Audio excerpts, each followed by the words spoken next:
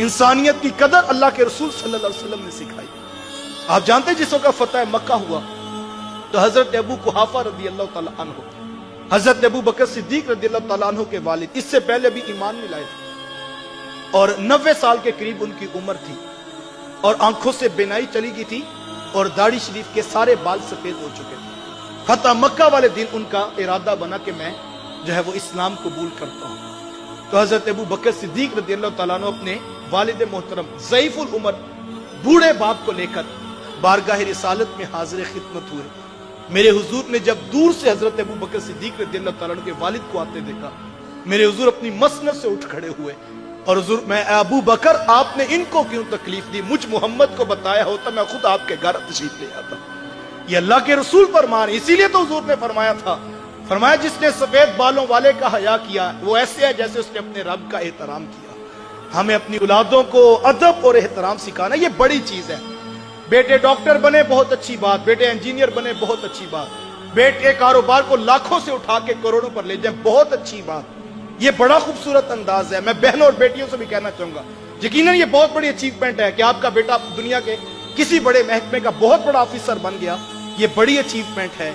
लेकिन मैं ये कहता हूं, मुझे बताएं, घर में लाखों की नेमतें हो, करोड़ों की आमदन हो, अरबों की जागीरें हो, लेकिन बेटे को मां से बात करने की भी तमीज ना हो, तो क्या आपको ऐसा बेटा कबूल है? आपको ऐसा बेटा कबूल है जो दुनिया जहां के कार हाय नुमाया कर चुका हो, लेकिन उसको रिश्तों का तकद्दुस ना पता हो, उसे बड़ों से बात करने का अंदाज ना आता हो, उसे छोटों पे शफकत का अंदाज नसीब ना हुआ हो?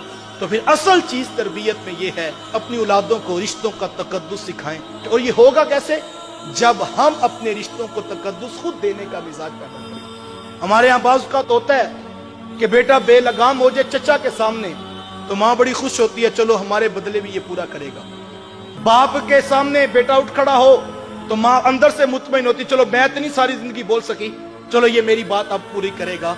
मैं कहता हूं, आप जब बेटा किसी के साथ बदतमीजाना लहजे में बात करता है, कभी उसकी हौसला अफजाई ना करें, कभी उसके इस रवैये के ऊपर दिल में खुश ना हो को चलो जो है वो सास के सामने मैं तो नहीं बोल सकी लेकिन मेरा बेटा जो है पूरा बदला पूरा करेगा। नहीं, आज अगर आपने अपने बेटे को सास के लिए, आज आपने अपने बेटे को ससुर के लिए वो बेअदबी की छुरी या वो बदतमीजी का खंजर पकड़ा दिया, तो मत सोचिए जिसको खंजर चलाना आता है आज वो आपके कहने पे सास ससुर दादा दादी के मुंह पे रख रहा है, उनके गले पे चला रहा है, तो डरिए उस वक्त से कल को जिसको खंजर चलाना आता है वो माँ बाप के गले पे भी रखेगा। और चूंकि उसको बेअदबी आपने खुद सिखाई है, लिहाजा जब कभी ऐसा मौका बने अपनी औलाद